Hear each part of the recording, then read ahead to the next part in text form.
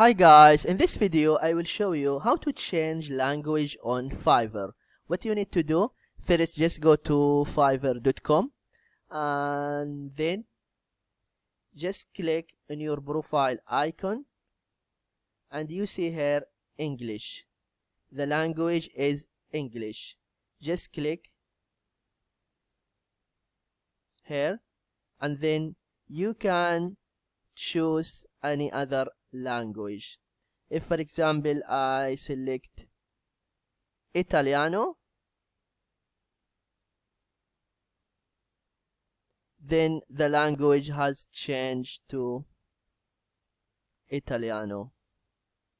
Now if I want to go back to English, just the same, just click the profile icon and here you see Italiano, click here and then English.